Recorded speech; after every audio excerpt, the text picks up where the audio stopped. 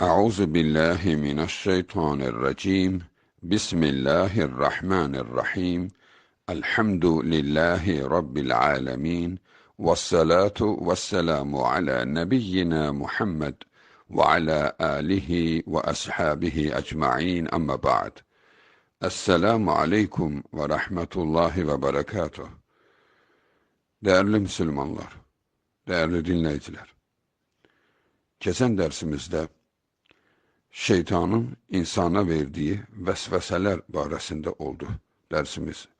Ələlxüsus, namaz vaxtı fikirlərimizin qarışmasının səbəbi. Bu dərsdə ona cavab olaraq çarəsi barəsində biraz danışmağa çalışacağıq ki, o vəsvəsədən necə xilas olaq, necə edək ki, şeytanın vəsvəsəsi bizə qələbə çalmasın. Dəyərli insanlar,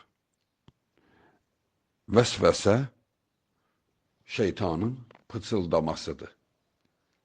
Başımızın sol yarım kürəsindən qulağımıza pıçıldayır.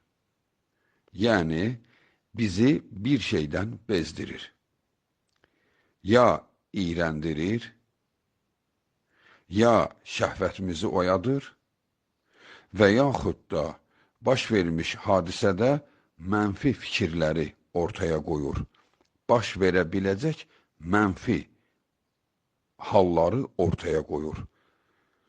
Bir söz eşitmisən, o sözün ən pis tərəflərini sənin qulağına pıçıldayır. Bu, şeytanın vəsvəsəsidir. Hər növü vardır. Vəsvəsənin çox növləri vardır. Biz namaz vaxtı insana verdiyi vəsvəsədən danışdıq. Biraz da namazdan kənara da çıxaq ki, çünki şeytan bizim təkcə namaz vaxtı düşmənimiz deyil. O, bizi cəhənnəmə aparmaq üçün Allaha söz verib. Ki, sənin bu qulların var ha, məni bunlara görə cənnətdən qovdun, mən bunların heç birini qoymayacağım cənnətə girsin. Hamını günahkar edəcəyəm. Bax, təkəbbür onun gözünü tutmuşdu, o Allahın mərhəmətini nəzərə almadı. Başa düşmədi ki, Allah axı daha çox mərhəmətlidir, qəzəbindən çox mərhəmətlidir, tövbə edənlərin tövbəsini qəbul edir. Ağlayıb göz yaşı tökənlərə o inanılmaz mərhəmət göstərir. Çünki o öz qulunun aciz görmək istəmir. Və onu aciz görəndə, çarəsiz görəndə, sənin mənim kimi Rəbbim var deyə ona yardıma qoşur. Yəni, onun əsla onu tək buraxmır. Bizim Rəbbimiz bu qədər mərhəmətlidir. İblis bunu nəzərə almadı. O elə düşündü ki, mən bunlara günah etdirəcəyəm, necə ki, mən özüm bir dənə təkəbbür etdim, bədbaxt oldum, bunların da həyatında 1, 2, 3 dəfə bu işi görə bilərəm. Düşüncəsi ilə elə düşündü ki, hamını cəhənnəmə aparacaq. Amma o uduzmuşdur. Ümidvarıq ki, bizim barəmizdə də uduzmuşdur. Allah onu məğlub etsin. Dəyərli insanlar, deməli, bizə çıxış yollarını da Rəbbimiz göstərmişdi. Ona görə də əvvələn biz rəqibimizi tanıyaq. Rəqibimiz iblisdir. Sənin atan deyil, dostun deyil, qonşun deyil, heç kəs deyil, dünyadakı heç bir xalqlar deyil. Erməni birinin düşmənidir, Yahudi digərinin düşmənidir, Türk başqasının düşmənidir. Hər bir xalqın düşmən xalqı vardır. Halbuki bu xalqların heç biri pis insanlar deyil. Bunları Allah yaratmışdır. Allah pis bir şey yaratmaz ki. O yaranan öz dəyərini bilmir, özünü pis vəziyyətə gətirir. İblis kimi. Biz də ona oxşamayaq. Yəni, özümüzü düzəltsək, biz düzələcəyik. Hansı xalq olursa olsun. Bəli, deməli, bizim düşmənimiz iblisdir. Bax, bizi qarşı-qarşıya qoyub və biz bir-birimizə nifrət edirik, halbuki səbəbkar kənardan bizə tamaşa edir. Bəli, deməli, biz əvvələn bunu unutmayaq ki, sənin Rabbin bütün bunları nəzərə almışdır ki, Sənin iblis kimi rəqibin var, bir də içində nəfsin var və sən insansan, beyin həzmin nə qədərdir, onu Allah bilir və ona görə də Allah Subhanahu taala Ər-Ra'd surəsi 11-ci ayədə buyurmuşdur ki: Əuzu billahi mineşşeytanirracim. Lehu muaqibatun min bayni yedeyhi və min xalfihi yahfazunehu min emrillah. Onun, yəni hər bir insanın önündən və arxasından onu nəzarət edən, qoruma altında saxlayan mələklər vardır. Onlar Allahın əmri ilə sizi qoruyur. Deməli, bizim hər birimiz üçün aləmlərin Rabbi Allah mələklər yaratmışdır ki, o mələklər bizi qoruyurlar. İblisin bizə qələbə çalmasından. Biz nə qədər haqlı olsaq, biz nə qədər Allahın dediklərini etsək, həmən mələklər iblisi sənə yaxın düşməyə qoymur. Heç bir şey edə bilmir, heç yaxın gəlmir, çünki görür ki, mələklər yanındadır. Onlar da ki, mələklər olduqca çox qorxurlar. Çünki Allah Subhanahu taala mələklərə güc vermişdi. İblis qorxaqdır, gücsüzdür. Deməli, sən, ey Allahın qulu, unutma, sənin yanında mələk vardır. Sən bəzən bəzi işləri görürsən ki, o mələklər səndən acıq eləyir, uzaqlaşır. Mələklər səndən uzaqlaşan kimi iblis görür, aha, haqladım bunu, təkdir. Bax, o zaman sənə hücum edir. Deməli, sənə əmr olunanları icra et. İcra etdikcə sən mühafizədəsən. Sən nə qədər ki, sənə deyilmiş işləri görsən, o nədir? Bütün işlərin başında Bismillahdır. Bəzi işlərin başında Əuzu billahi mineşşeytanirracimdir. Misal üçün, yemək yeyirsən, Bismillahdır. Yeməyi tamamladın, Elhamdülillah. Evinə girirsən, Bismillah. Yatağına girirsən, Əuzu billahdir. Yatağına girəndə. Şeytan yatağına qədər gəlir. Hətta insanların ailə durumlarına şərik olur. Bax, o qədər vəhimdir məsələ. Hətta yeməklərimizi murdarlaya bilər. O qədər bizə nifrət edir. Deməli, sən bu sünnəyə əməl etdikcə, Rasulullahın sənə tapşırdığı sünnəyə əməl etdikcə, sən güclüsən. İnan ki, şeytandan qorxan adam olduqca zəif adamdır. O gör nə vəziyyətdədir ki, şeytandan qorxur. Şeytan qorxulu məxluq deyil. Heç bir şeydir o. Heç bir şey. Niyə bəs son zamanlar, dövrümüzdə insanlar daha çox şeytandan qorxur? Hətta inanın ki, Allahdan da çox şeytandan qorxurlar. İnanın ki, əksəriyyəti belədir. Onun durumunun bərbad olmasına görədir. O qədər tərk edib halal haramı, o qədər unudub şəriəti, ona görə o qorxur. Çünki, hələ qorxmalıdır da, çünki şeytan onun ipini tutub, yəni kakülündən tutub. Kakül nədir? Onun beyin kontrolu alın tərəfində yerləşir. Beyin kontrolu artıq şeytanın əlindədir. Nə istəyir elətdirir ona. Şərab istəyir, şərab. Uyuşturucu, uyuşturucu.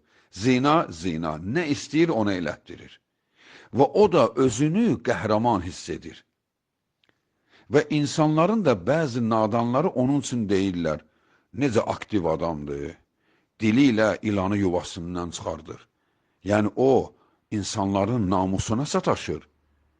Hansıysa bir kişinin qızına sataşır. Bunu tərifləyir qıraqdan. Deyir ki, onun dilinə bax, gör necə onu yoldan çıxartdı. Subhanallah.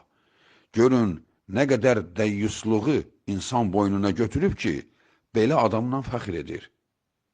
Deməli, belə olan durumda, əlbəttə ki, o Allahdan çox şeytandan qorxacaq. Və ona görə də Allah Subhanahu taala demişdir ki, Mən sizin üçün qoruyucu mələklər yaratmışam. Sizə tapşırılan işləri gör, sən qorunacaqsan. Hele eyni adlı ayənin ardında Allah Subhanahu taala buyurur ki: İnnallaha la yugayyiru ma bi kavmin hatta yugayyiru ma bi anfusihim. İnsanlar özlərində olanı düzəltməsələr, Allah onları düzəltməz. Deməli, sən özündə olanı düzəltməlisən. Özündə olan nədir? İçindəki bütün şər qüvvəni düzəlt. İçində olan kölgəni, şər obrazı məhv et. Və səni gör Allah necə düzəldir, necə ucaldır, necə qoruma altında saxlayır. Ona görə dəyərli insanlar, əslində iblisdən qorxmaq lazım deyil. İblis çox zəif məxluqdur. Sən sənə tapşırılanları icra et. İnsan vardır, özünü fəlakətə salır. Nə ilə? Öz etdiyi bəzi yanlış işlərlə. Misal üçün, onlardan biri qorxulu filmlərə baxır. Baxın, dəyərli insanlar, övladlarınızı qoymayın belə şeylərə baxsın. Telefonlarda, hətta özünüzdə, o YouTube kanalında ki, gördünüz, misal üçün, qorxulu bir şeydir, gecə filan kəs filan şeyi gördü, bir ruhu çəkiblər, bir qəbirə kamera qoyublar. Əslində bunlar hamı nağıldır.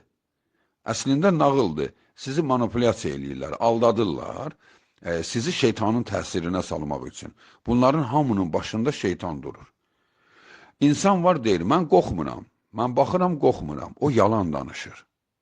O üzdə özünü qorxmur kimi göstərir, amma onun içinə təsir edir. Dəyərli dinləyici, bəlkə sən də o sözü demisən. Qorxmuram, amma Allah yanında özün özüvə boyun al, etiraf et. İçində qorxu olur. Orada qorxmaya bilərsən, 5 nəfərlə, 3 nəfərlə baxırsan.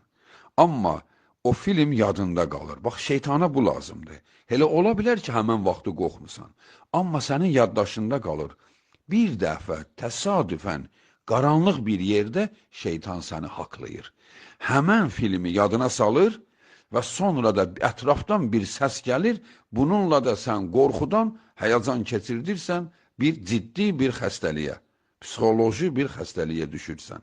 Ondan sonra da əgər bu yüksələcəksə, səni şezofirin səviyyəsinə qədər qaldıracaq bu xəstəlik. Yox, əgər anında qabağa alınsa, Allah Subhanahu taala rəhm etsin, ümidvarıq ki, düzələr. Bax, ona görə də baxma, qorxulu filmlərə baxmayın. Sonra Allahın Resulü sallallahu aleyhi və səlləm qadağan edib, günəş batandan sonra qorxulu söhbətlər etmək. Cin haqqında, hətta şəriətdən sual veriləndə belə. Sən bilirlisənsə, sənə sual verilib cin haqqında. Axşamdırsa cavab vermə. De, gündüz cavabını verəcəyəm. Niyə? Bax, Allah Subhanahu taala Qurani Kərimdə bizə göstərir. Musa əleyhissalama Firon və onun ordusu dedilər ki, gəl indi öz tilsimlərimizi göstərək. Görək kim nə bacarır.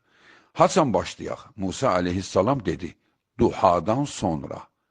Duha haçandır? Günəş tam doğduqdan sonra. Amma onlar çalışırdılar ki, axşam bu işi görsünlər. Tonqal qalayaq maraqlıdır, axşam bu işi görək. Musa əleyhissalam dedi, xeyr, gündüz, duhadan sonra. Niyə? Çünki axşam onların vaxtıdır. Axşam Musa əleyhissalamı qorxutmayacaqdı. Harunu da qorxuta bilməyəcəkdi. Amma insanların zəifləri qorxacaqdılar. Beləliklə də onlar öz məqsədlərinə çatacaqdılar. Bax, deməli, qaranlıqda belə mövzulardan hətta Peyğəmbər idi, yayındı. Amma cahil insan nə edir? Axşamlar oturur, filmə baxır, qorxulu filmə baxır. Sən o qorxulu filmə niyə baxırsan? Özün də bilirsən, gerçək deyil, amma baxırsansa özündə iz saxlayırsan. Sənə bir zaman o film öz bəlasını yetirəcək. Aylar sonra, illər sonra olsa da, etmə. Sonra xətalardan biridir, iblisi söymək. İnsan var, şeytanı söyür. Şeytanı söyməklə sən şeytanı ucaldırsan. O sevinir, gülür. Çünki bir müsəlmanın ağzına söyüş gətirir. Və yaxud da ki, şeytana qarşı olan belə nifrətindən, ondan çəkinməsindən şeytan fəxr edir ki, məndən qorxur. Halbuki iblisdən qorxmaq lazım deyil. Qətiyyən iblisdən qorxmaq lazım deyil. Çünki o səndən qorxur. Çünki o sənin ağzını güdür. Birdən Bismillah deyər. Çünki sən Bismillah deyəndən sonra o bir an geciksə vurulur mələklər tərəfindən. Amma sən demədiksə mələklər yaxın gəlmir. Çünki Allah Subhanahu taala mələklərə bunu tapşırmışdı.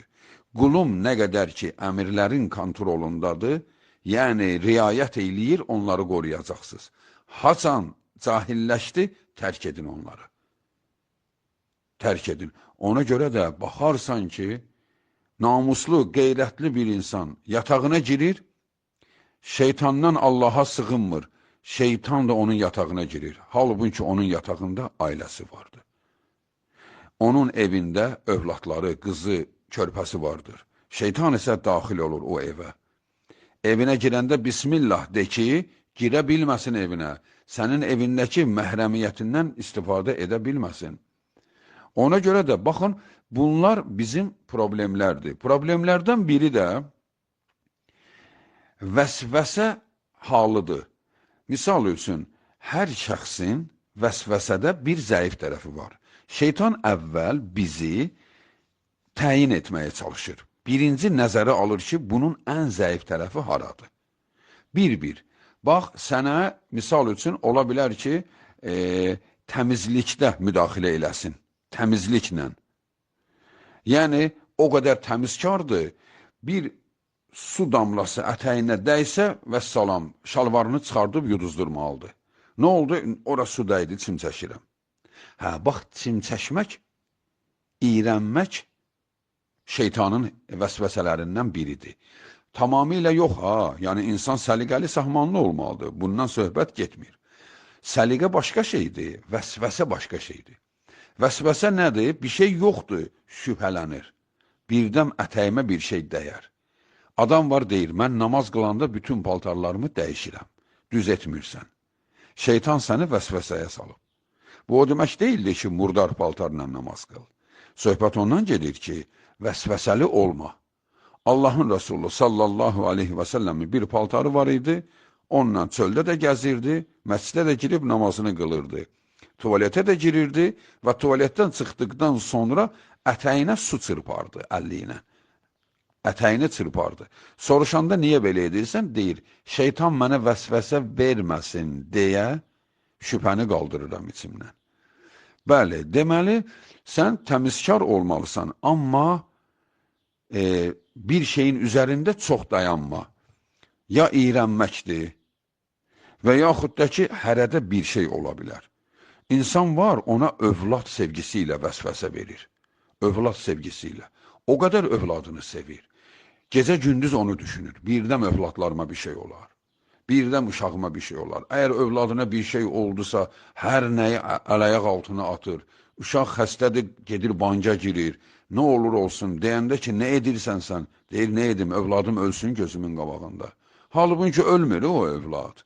Sən bir səbirli ol, bir Allaha sığın, bir araşdır, bəlkə bir yolu var, sən niyə haram iş gördün? İnsan vardır, əxlaqsızlıq eləyir, övladlarını yaxşı saxlasın deyə. Bax, bu özü şeytanın vəsvəsəsidir. Onu qorxudur. Qorxudur ki, öləcək övladın. Elə olacaq, belə olacaq, insanı narahat edir.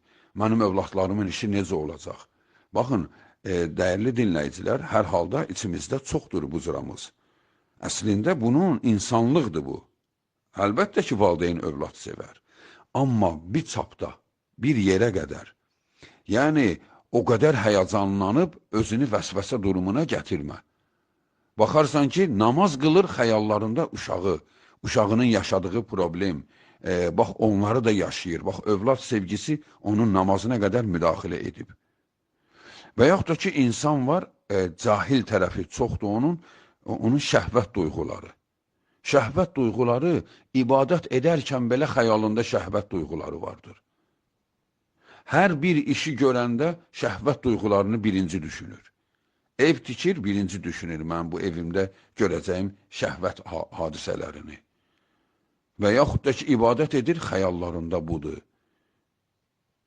Yəni ki, hərənin bir zəif tərəf var. İnsan var, xəstəliyindən o qədər qorxur. Şeytan onu vəsvəsə verir xəstəliyi ilə. Sən bu xəstəliklə düzəlməyəcəksən. Hökmən əldə pul etmək lazımdır. Ya ona bir haram iş gördürür.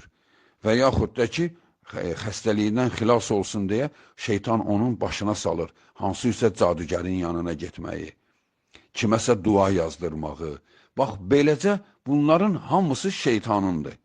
Şeytan əvvəl axtarır bizi, axtarır bir zəif yer tapır. Sonra həmən zəif yerdən bizi vurmağa başlayır. Ona görə də dəyərli insanlar. Bax, necə ki şeytan bizi araşdırır, biz də şeytanı alçaldaq. Şeytanı alçaldaq. Ona görə də şeytanı alçaltmaq üçün biz özümüz elmli olmalıyıq. Elmli olmalıyıq. Elmli olsaq şeytana aman verməyəcəyik. Onun üçün də içimizdə var olan o keçən dərsdə danışdığımız var idi, bir kölgə. İçimizdə yaratdığımız bir mənfi obraz. Ki biz həmən o otağa girəndə, içimizdəki həmən o otağa xəyallarımızda girəndə nifrət dolu hallar yaşayırıq. Yəni orada nifrətlərimiz var, orada düşmənlərimiz var, orada yaşadığımız pis günlər var. Bax, həmən otağa girəndə bizim halımız dəyişir. Yəni beynimizlə həmən yerə girəndə halımız dəyişir. Yəni nifrət edirik, qəzəbimiz çoxalır. Bax, oranı hökmən təmizlə. Ey Allahın qulu, təmizlə oranı. İnan ki, sən içindəki o duyğuları, o otağı boşalda bilsən. O otaq hamımızda var, hamımızda var. Sonuna qədər də olacaq. Bir var, o otaqda bir-iki rəfdə səndə bir şeylər var. Bir də var ki, o otağı doldurmusan kin nifrətlə. Yəni, hər kəsin xoşlamadığı birisi var. Amma nifrət başqa bir şeydir. Nifrət nədir? Onu xatırlayırsan. Onu xatırlayanda onu necə əzab verim, necə öldürüm onu. Bax, bu cür duyğular gəlir içinə və bədənin qızır və başında hərarət hiss edirsən. Xəstəliyi varsa, xəstəliyi artır. Şəkəri varsa, şəkəri yüksəlir. Təzyiqi varsa, təzyiqi yüksəlir. Və bütün bu şeylər, bax, şeytanın sənin içində yaratdığı o otağı təmizlə. İnan ki, sən o otağı təmizləyə bilsən, ey Allahın qulu. İnan ki, sən həyatın gözəlliyini hiss edəcəksən. Sən havadakı o gözəl qoxunu tuta biləcəksən. Sən ağacın yarpaqlarının, rənglərinin dəyişməsinin zövqünü yaşayacaqsan. İnan ki, o zövqü milyonlarla pulla yaşamaq olmur. Amma o zövqü insan öz içini rahatlamaqla yaşaya bilir. Evində yediyin ən yoxsul yeməyin dadını biləcəksən. Dadını. Günəşin batışı, günəşin doğuşu, sən bütün bu təbiət hadisələrindən zövq alacaqsan. Hətta heyvanların rənginə qədər, çiçəklərin, çəmənin rənginə qədər. Niyə? Çünki sən nifrəti çıxartmısan içindən. Sənin için rəhmət doludur. Gözün nəyi görür? Yaxşı görür. Amma içində fitnəni dolduran insan ən gözəl şeyə baxır, iyrənir. Ən gözəl süfrədə oturub yemək üçün deyinir. Bu nə yeməkdir bişirmirsən? Süfrənin içində axır bir şey tapır. Bu tük nədir düşmüşdü bura? Halbuki o tük heç kəs onu görmədi. Bir dənə bu görür. Səbəbi nədir? Özünü o vəziyyətə gətirib ki, şeytan ancaq pis işləri ona göstərir.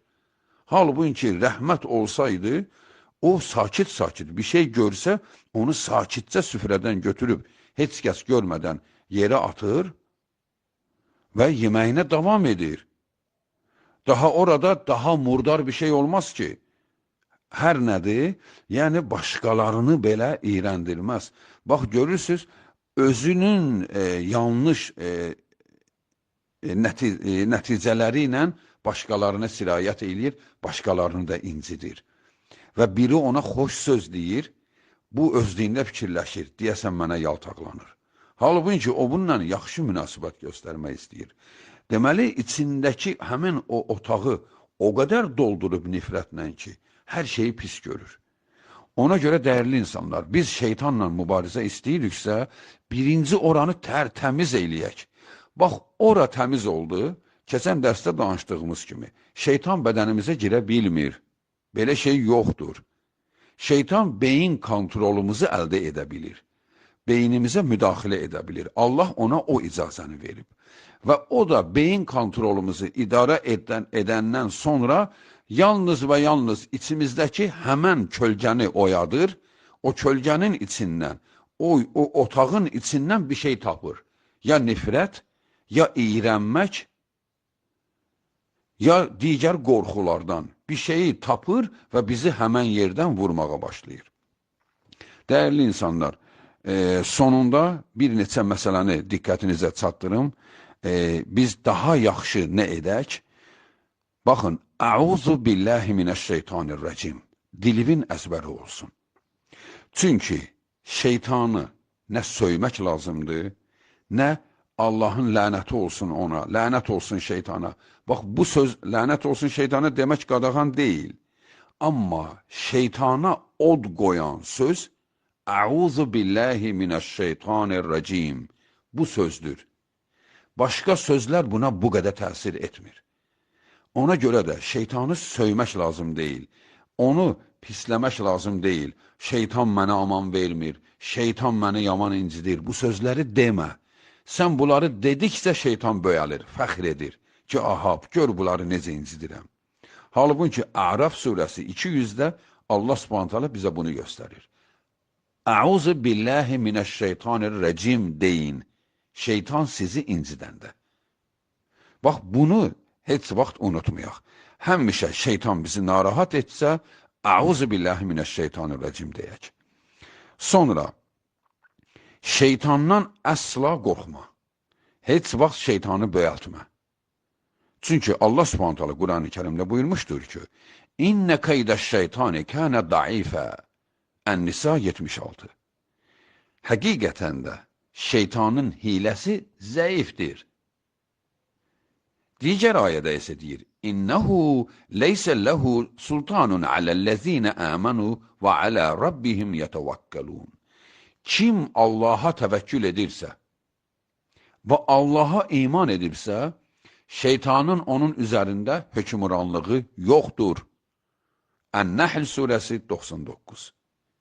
Şeytanın bizim üzərimizdə hökmranlığı yoxdur. Şeytanın dinsiz, imansızların üzərində hökmranlığı var. Hökmranlıq, yəni necə? Nə istəyir, elətdirir. O, dinsiz, imansız adamlardadır. Sən möminsən, səndə hökmranlığı olmaz. Sənə vəsvəsə verə bilər. O da sənin xətandır, biraz kontrol etsin, onu da eləyə bilməyəcək. Onu da eləyə bilməyəcək. Onu da necə etmək olur? Vəsvəsənin üzərində dayanma. Sənə, yəni vəsvəsə gəldisə, misal üçün, tualetdən çıxırsan, üstündən çimçəkirsən. Bax, elə şey təkrar eləmə. Üstünü bir dəfə təmizlə, ondan sonra haçan sənə bu xəyal gəlsə, bəlkə də haqlısan ha, yenə də etmə o işi. O işi görmə, tərk et. Düzələcək. 2-3 dəfəyə düzələcək. Namaz qılırsan, düşünürsən ki, tez-tez belə problem yaşayırsan. Bu namazım deyəsən yaxşı olmadı, təzdən qılmaq istəyirəm. Heç vaxt namazı təzdən qılma. Əgər sənə deyilmiş qaydalarla namazı pozmamısansa, dəstəmazın pozulubsa, dəstəmazsız qılmısansa, o heç. Amma ki, belə deyəsən yaxşı qılmadım namazı, düz qılmadım, kimi təkrar namaz qılma. Bu şeytandır, səni bezdirir. Sən elə bilirsən, təkrar qılsan, yaxşı iş görərsən, yox, sonra bezəcəksən. İnciyəcəksən və sonra tərk edəcəksən. Və ona görə də sənə vəsvəsə gəldisə, vəsvəsəni çıxart başından. Denən ki, yoxdur belə şey, olmayıb. Əuzu billahi minəşşeytanirracim. Bir dəfə, 2 dəfə görəcəksən ki, qələbə çaldın. Bəli, bax, vəsvəsədən də uzaq durmaq lazımdır. Sonra, yaxşı dostlarla dostluq edin. Dəyərli kişilər və qadınlar, yaxşı dostlarla dostluq edin, salih insanlarla. Allahı zikr edən, səni Allah ilə qorxudan insanlarla dostluq et. Çünki sən ola bilər özünü qoruyansan, zikr edirsən, mühafizədəsən, yaxşısan.